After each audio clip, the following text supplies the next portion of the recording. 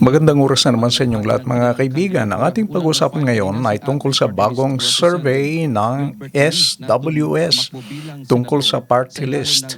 Pero bagong lahat, huwag niyong kalilimutan na mag-subscribe sa ating channel. Kung hindi pa kayo subscriber, please like, comment, and share. Pakiclick na rin ang notification bell para hindi ninyo makaligtan ang ating mga bagong video. Balik sa ating topic.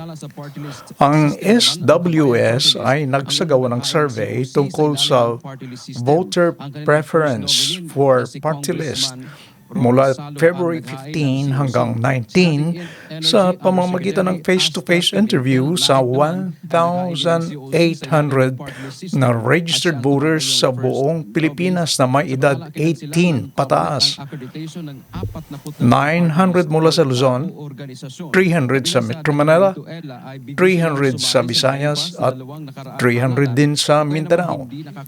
Ang mga kasali sa survey ay tinanong ng ganito: kung ang eleksyon ay gaganapin ngayon, sino po ang pinakamalamang ninyong ibubuto bilang party list?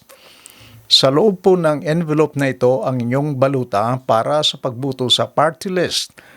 Sa party list po ay pwede kayong bumuto ng hanggang isa lamang.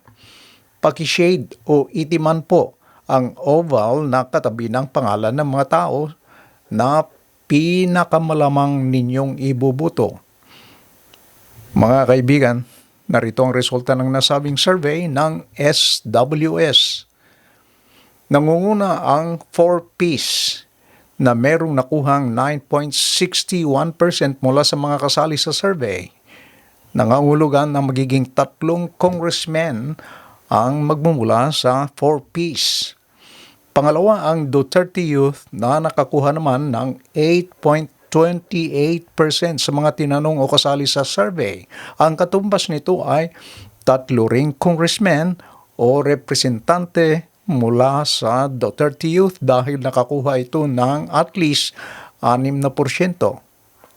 Pangatlo ang FPG Panday Bayanihan na may 4.76%.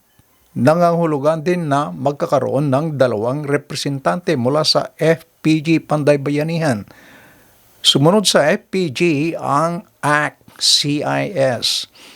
Ang party list na ACT ay nakakuha ng 4.46% dahil dito garantisadong 2 representante rin ang magmumula sa ACT-CIS.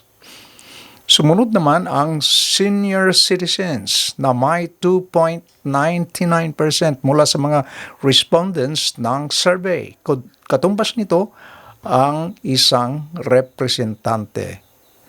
Sumunod sa senior citizens ang Asinso Pinoy na may nakuhang 2.65%. Guaranteed din ito ng 1 representante. Ang pangpito sa position ay nakuha naman ng party list na Agimat na may 1.95%. Nasa ika-8 position ang party list na Kusog Tausug na may nakuhang 1.94% mula sa mga respondents. Nasa 9th place ang Tingog na may nakuhang 1.93%. At ang ika-10 posisyon ay ang AGAP Party List na may 1.80% mula sa mga tinanong sa survey. Mga kaibigan, narito ang buong resulta ng SWS survey.